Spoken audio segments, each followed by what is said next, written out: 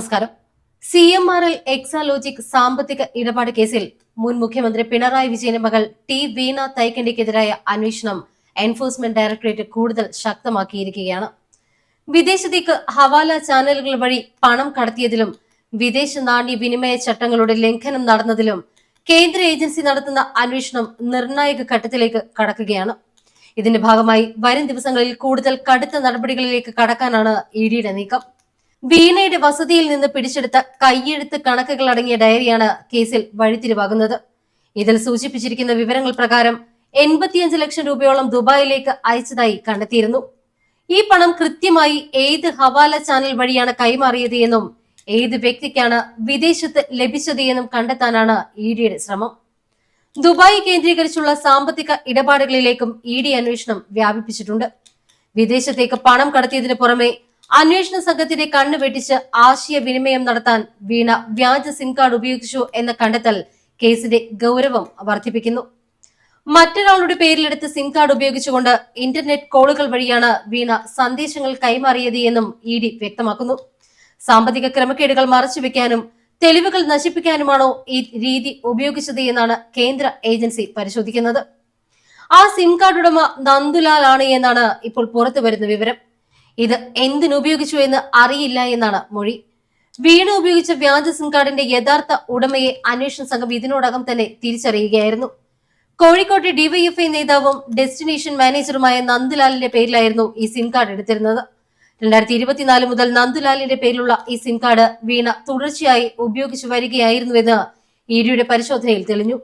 നന്ദുലാലിന്റെ പേരിലെടുത്ത SIM card നേരിട്ട് mobile ഫോണിൽ ഇടുന്നതിന് പകരം വൈഫൈ റൂട്ടറിലാണ് ഉപയോഗിച്ചിരുന്നത്. റൂട്ടർ വഴി ഇന്റർനെറ്റ് അധിഷ്ഠിത കോളുകൾ ചെയ്യാനും ഹവാല ഇടപാടുകൾക്കുള്ള രഹസ്യ ആശയവിനിമയത്തിനുമാണ് ഇത് പ്രധാനമായും ഉപയോഗിച്ചത് എന്ന് ഇഡി സംശയിക്കുന്നു. വൈഫൈ റൂട്ടർ ഉപയോഗിച്ചുകൊണ്ടുള്ള ആശയവിനിമയമായതിനാൽ തന്നെ കോളുകൾ ട്രാക്ക് ചെയ്യുന്നത് എളുപ്പമല്ല എന്നും ഇതിന് കാരണമായി. അതേസമയം കേസിൽ നന്ദുലാൽ ഇഡിക്ക് നൽകിയ മൊഴി പുറത്തു വന്നത് വീണയ്ക്ക് കൂടുതൽ തിരിച്ചടിയായിരിക്കുകയാണ്. മന്ത്രി മുഹമ്മദ് റിയാസും ഭാര്യ വീണയും ആവശ്യപ്പെട്ടത് പ്രകാരമാണ് താൻ സ്വന്തം പേരിൽ സിം കാർഡ് എടുത്ത് നൽകിയത് എന്ന് നന്ദുലാൽ വെളിപ്പെടുത്തി. മുഹമ്മദ് റിയാസ് തന്റെ അടുത്ത സുഹൃത്താണ് എന്നും വീണയെ പരിചയമുണ്ട് എന്നും നന്ദുലാൽ ഇഡിയോട് സമ്മതിച്ചിട്ടുണ്ട്. എന്നാൽ ഈ സിം കാർഡ് എന്താവശ്യത്തിനാണ് അവർ ഉപയോഗിച്ചത് എന്ന് തനിക്ക് അറിയില്ല എന്നാണ് നന്ദുലാലിന്റെ നിലപാട്. റിയാസ് ടൂറിസം മന്ത്രിയായിരിക്കെയാണ് ഡിവൈഎഫ്ഐ നേതാവായ നന്ദുലാലിനെ കോഴിക്കോട് DTPC ഡെസ്റ്റിനേഷൻ മാനേജറായി നിയമിക്കുന്നത്.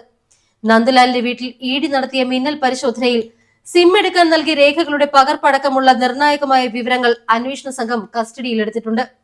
കഴിഞ്ഞ മെയ് 27-ന് വീണയുടെ വസതിയിൽ നടത്തിയ പരിശോധനയിലാണ് ഡയറി ഉൾപ്പെടെയുള്ള നിർണായകമായ രേഖകൾ ഇഡി പിടിച്ചെടുത്തത്. വീണ സ്വന്തം കൈപ്പടയിൽ എഴുതിയ കണക്കുകളിൽ 20 കോടി രൂപയിലധികം വരുന്ന ഇടപാടുകളെ കുറിച്ചുള്ള വിശദാംശങ്ങളുമുണ്ട്. വിവിധ വ്യക്തികളുടെ പേരുകൾ, അവർക്ക് കൈമാറിയ തുക, വിദേശത്തേക്ക് അയച്ച തുക എന്നിവയെല്ലാം തന്നെ ഈ ഡയറിയിൽ വ്യക്തമായി രേഖപ്പെടുത്തിയിട്ടുണ്ട്. UAE ദർഹത്തിലും ഇന്ത്യൻ രൂപയിലുമാണ് ഡയറിയിലെ കണക്കുകൾ എഴുതിയിരിക്കുന്നത്. ഇതനുസരിച്ച് 3.49 ലക്ഷം ദർഹം, ഏകദേശം 85 ലക്ഷം രൂപയോളം ഇന്ത്യൻ രൂപ ദുബായിലേക്ക് ഇത് അയച്ചതായി കാണിക്കുന്നുണ്ട്. വീണയ്ക്ക് അറിയപ്പെടുന്ന വരുമാന സ്രോതസ്സുകളേക്കാൾ വളരെ വലിയ തുകയാണിത്. CMRL നിന്നും അക്കൗണ്ട് വഴി ലഭിച്ച 2.78 കോടി രൂപയ്ക്ക് പുറമെയാണ് ഈ കോടികളുടെ ഇടപാടുകൾ നടന്നിട്ടുള്ളത് എന്ന് ഇഡി വിലയിരുത്തുന്നു. വീണയെ വീണ്ടും ചോദ്യം ചെയ്യും. ഇതിനായി നോട്ടീസ് നൽകാൻ തയ്യാറാവുകയാണ് ഇഡി. ഇതിന്റെ ഭാഗമായി കോഴിക്കോട്ട് മുഹമ്മദ് റിയാസിന്റെ അടുത്ത സുഹൃത്തുക്കളുടെയും ബന്ധുക്കളുടെയും കേന്ദ്രങ്ങളിൽ ഇഡി ശക്തമായ റെയ്ഡ് നടത്തിയിരുന്നു. 9 കേന്ദ്രങ്ങളിൽ നടത്തിയ പരിശോധനയിൽ നിരവധി ലാപ്ടോപ്പുകൾ, ഫോണുകൾ, ഡിജിറ്റൽ ഉപകരണങ്ങൾ എന്നിവ പിടിച്ചെടുത്തു. വ്യാജ സിം കാർഡും ഹവാല പണമിടപാടുമായി ബന്ധപ്പെട്ട രേഖകളും ഈ റെയ്ഡുകളിലൂടെ ലഭിച്ചതായിട്ടാണ് സൂചന.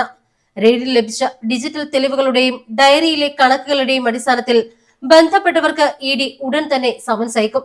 അനധികൃതമായി സമ്പാദിച്ച പണത്തിന്റെ സ്രോതസ് വെളിപ്പെടുത്താൻ വീണയ്ക്ക് സാധിക്കാത്ത പക്ഷം കടുത്ത നിയമ നടപടികൾ നേരിടേണ്ടി വരും. വെളിപ്പെടുത്താത്ത സാമ്പത്തിക വിവരങ്ങളിൽ തൃപ്തികരമായ മറുപടി നൽകാൻ വീണയ്ക്ക് ബാധ്യതയുണ്ട്. ലഭിച്ച പുതിയ തെളിവുകളുടെയും നന്ദുലാൽ ഉൾപ്പെടെയുള്ളവരുടെ മൊഴികളുടെയും അടിസ്ഥാനത്തിൽ വീണ വിജയനെ വീണ്ടും ചോദ്യം ചെയ്യാൻ ഇഡി തീരുമാനിച്ചു. ഇതിനായി അടുത്തയാഴ്ച തന്നെ വീണയ്ക്ക് നോട്ടീസ് നൽകും. സാമ്പത്തിക തട്ടിപ്പുകളും ഹവാല ഇടപാടുകളും കൂടുതൽ വ്യക്തമാകുന്നതോടുകൂടി കേസ് മുൻ മുഖ്യമന്ത്രിയുടെ കുടുംബത്തിന് വലിയ നിയമപരവും രാഷ്ട്രീയവുമായ തിരിച്ചടിയാകാനുള്ള സാധ്യത ഏറുകയാണ്.